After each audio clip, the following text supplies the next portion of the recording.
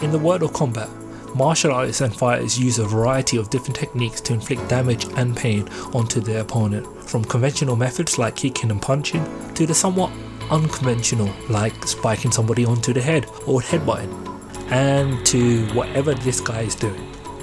So I'll be going from MMA to whatever this is again and rating whether or not these techniques would work on me.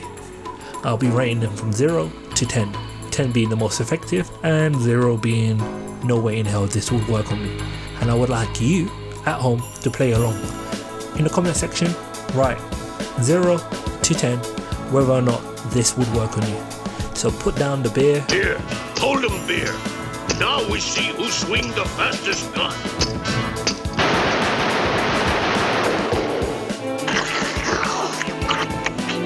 And let's get into the first video.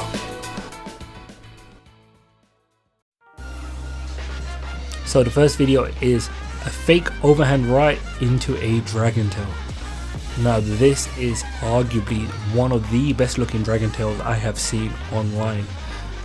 It has great setup as well to it with the overhand right, and it looks something straight out of Tekken. I know he says Mortal Kombat, but this is way more Tekken. So what I really like about this technique is that he's probably set it up a few times with the overhand right, saw how his opponent is reacting to it, and then probably gauge that, okay, I can go for the dragon tail. So this is something that I think is really useful. You're not going to see it too often because most people aren't going to go for this. It seems like it's high risk, but I don't think it actually is. So number one, why I don't think it's high risk is that the referee is most likely going to stand you up afterwards. Number two, why I don't think it's high risk is that if you look at the technique, he's showing his back, yes, but his head is far out of the way. So even if you go for a kick, you're most likely just going to be scraping against his back. There's another risk to it, for example in MMA, where if you don't want to go to the ground, you're potentially giving your back to your opponent. So if you're just a standing fighter, I wouldn't suggest throwing this technique. But say if you're like a BJJ practitioner, you could throw this out willy-nilly without worrying too much about people taking you down, because guess what? They probably don't want to take you down, so they will gladly allow you to stand back up. A great example would be somebody like Ryan Hall. Just gotta be careful if you go up against somebody like Ilia Topuria, who's just gonna knock your lights out. But anyway, great technique. This is courtesy of Michael Chamor. Hope I pronounced that right. And I'm giving it a 7. I think this would work on me, and I'm gonna try to use this in sparring. So yeah, thank you, Michael. So what we have here is Mr. Teep land with a spinning hook kick, and down he goes. Finish him! Flawless victory. So what's really good with this technique is that he knew most likely he was going to miss, but saw that his opponent went off into the angle, so put his foot down in such a way where he was ready to throw the spinning hook kick. Great technique, great execution. So let's talk about the bad stuff in this video. Where was the defense? There was no defense whatsoever. Even though you had the right angle, your hand should not be so low. Oh my god, why is his hand so low? Now, if you can have your hands low, but what you need to do is have excellent head movement, you know, be light on your toes, moving around constantly, making sure that when stuff comes for you, you can move out of the way. Would this land on me? Possibly. If it is Yair Rodriguez, there's a good chance it would, because I'll be trying to chase him all over the place, and his kicks are so good. So it possibly could land on me, but not in this kind of scenario. I don't think the way it landed on this guy, it would work on me. So I'm gonna give this one a 6. Yes, a 6. So this next video, I'm just gonna let the audio play for a little bit. Sometimes, especially it's, when the people do uppercut, right? Yeah. Sometimes.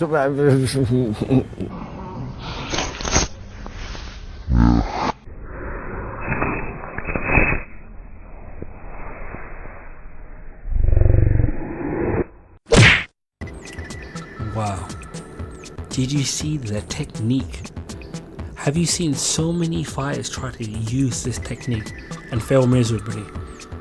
But this guy has mastered the perfect defense against any uppercut.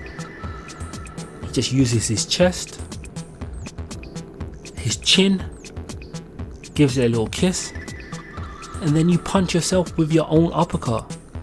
Man, that is some high level Steven Seagal stuff. I mean, seriously. I think this guy could knock out Canelo. You know, you gotta think, Canelo, he throws his uppercuts with a lot of force, a lot of power, but this guy can redirect it into him with the power of a kiss, a little blow, and then there he goes. Man, this would totally land on me.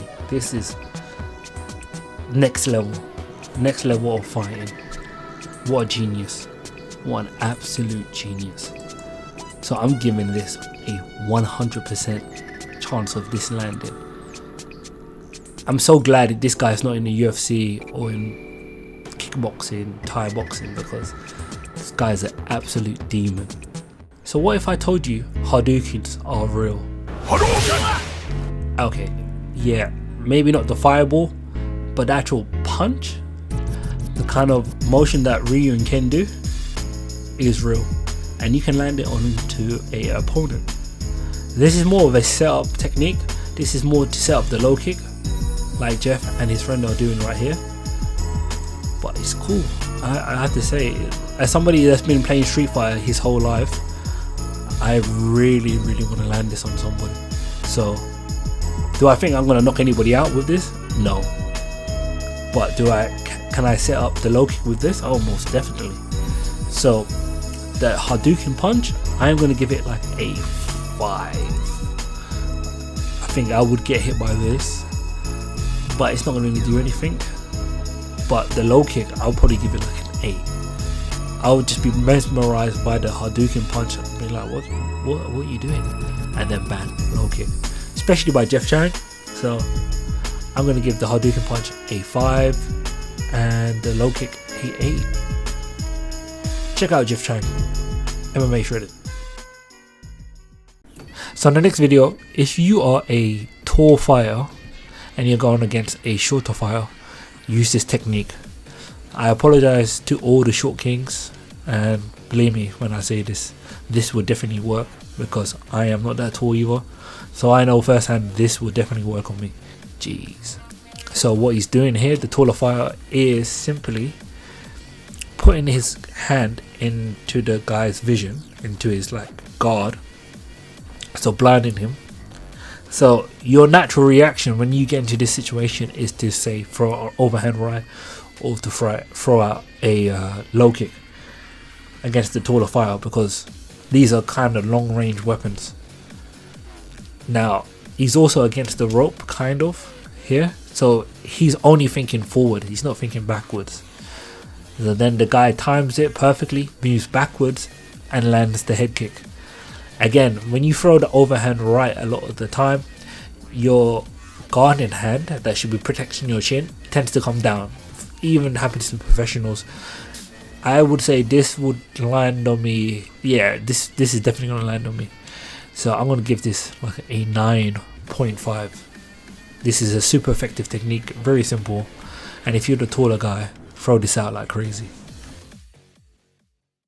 The next video is Steven Seagal 2.0.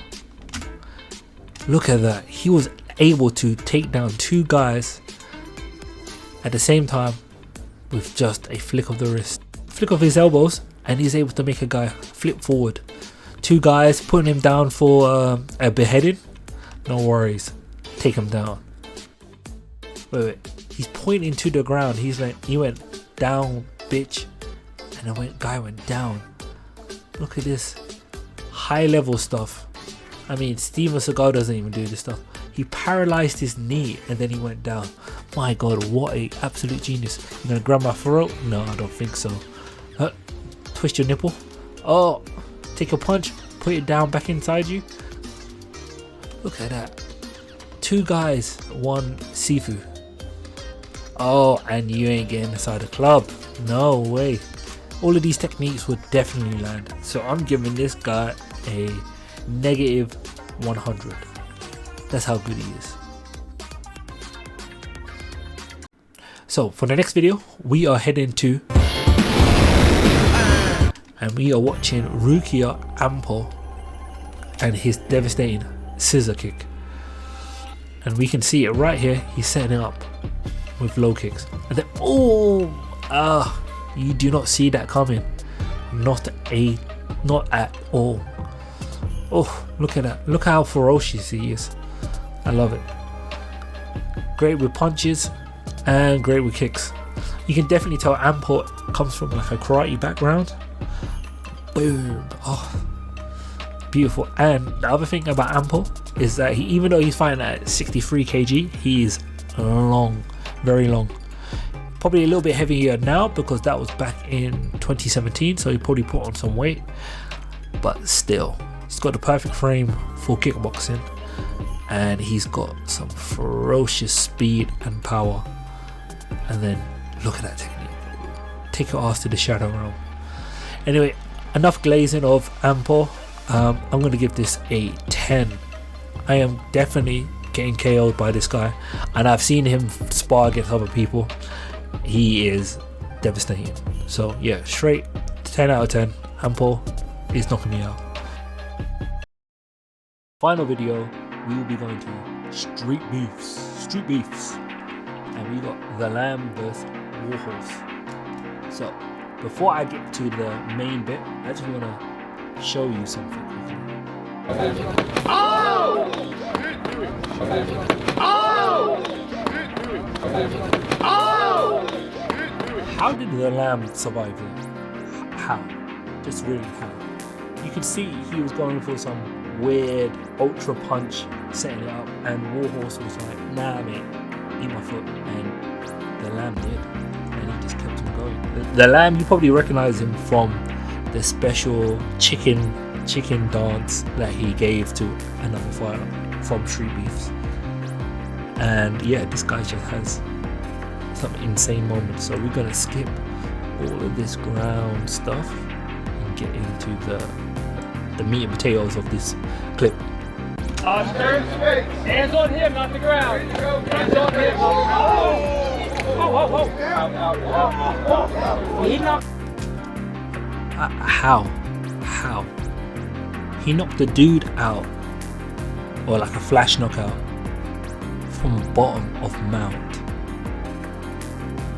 It's one thing to do it from like guard. Kevin Holland did that against Jacare.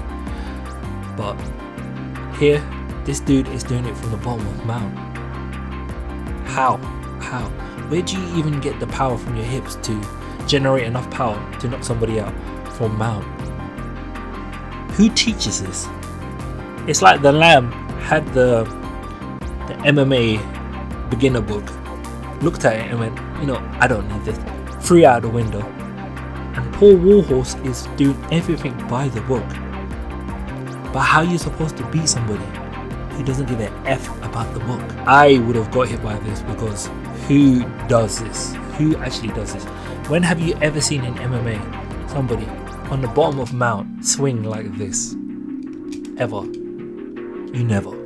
In spectacular fashion. I'm gonna give this probably like a 5.5, because don't get me wrong, he did something incredible, but I don't know how often he could land that. I don't think it's a go-to move against a lot of people. I don't think you can land that against a lot of people.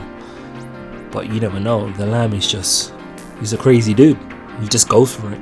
So I would say like a 5.5 on effectiveness. I think it would land on me.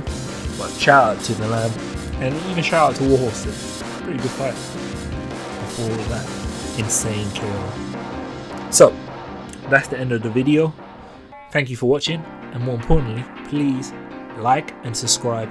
Please write in the comment section what you would give each technique, and if the video does well, you can expect a number 2 coming soon.